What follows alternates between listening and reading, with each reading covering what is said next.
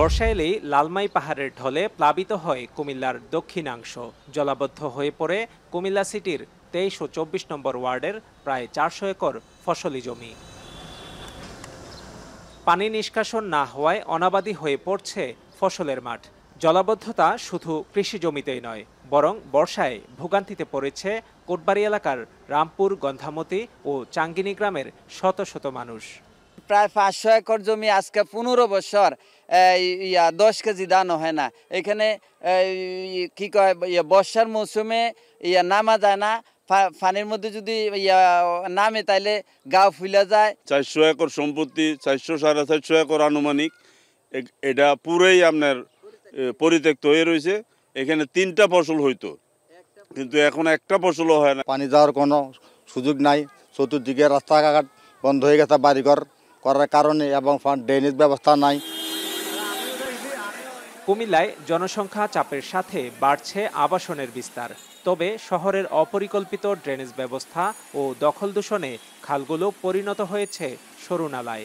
ফলে কিছুক্ষণের বৃষ্টিতে সৃষ্টি হচ্ছে জলাবদ্ধতা। সিটি কর্পোরেশন এটা দায়িত্ব নেওয়া অবশ্যই একটা বর্তমান কর্তব্য, কারণ রাস্তাঘাটের যে অবস্থা, মানুষের চলাফেরা অনেক অসুবিধা হইতেছে। বৃষ্টির পানি আপনার ড্রেনে পানি সমান সমান ওভারলোডে আবার রাস্তায় আবার ড্রেনের পানি চলে আসে। প্রকৌশলী ও বিশেষজ্ঞরা জানান, জলাবদ্ধতা নিরসনে জলাধার ও খালগুলোকে প্রাকৃতিক নকশায় ফিরিয়ে আনতে হবে। একই সাথে পরিকল্পিতভাবে করতে হবে পানি নিষ্কাশন ব্যবস্থা। ড্রেনেজ সিস্টেম করে খালের প্রশস্ততা বাড়িয়ে দিয়ে, আর ওই ডাকাতিয়ার আরও একটু রিএক্সকাভেশন করে ডাকাতিয়া নদী দিয়ে কুমিল্লা শহরের পানি কিন্তু যায় সব। ওই নদীটাকেও একটু ড্রেনেজ করতে হবে, বুঝছেন।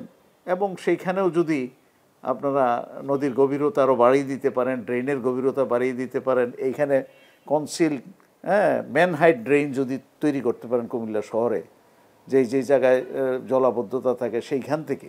5টি গুরুত্বপূর্ণ খাল খননের জন্য ইতিমধ্যে আমরা সিদ্ধান্ত গ্রহণ করেছি, এবং জাস্ট কিছুদিনের মধ্যে দরপত্র আহ্বানের মাধ্যমে খাল খনন কর্মসূচি চলমান রাখবো কিছুদিনের মধ্যেই। সিটি কর্পোরেশনের ভিতরে যে ইন্টারনাল ড্রেনেজগুলো আছে, ওই ড্রেনগুলা পরিষ্কার করার জন্য আমাদের একটা কার্যক্রম, বিশেষ করে অভিযান কিছুদিনের মধ্যে আমরা চলমান করবে।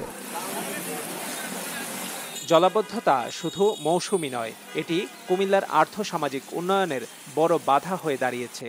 তাই দ্রুত সময়ের মধ্যে জলাবদ্ধতা নিরসনে ব্যবস্থা নেবেন সংশ্লিষ্টরা, এমনটাই প্রত্যাশা নগরবাসীর। খালেদ সাইফুল্লাহ, এখন, কুমিল্লা।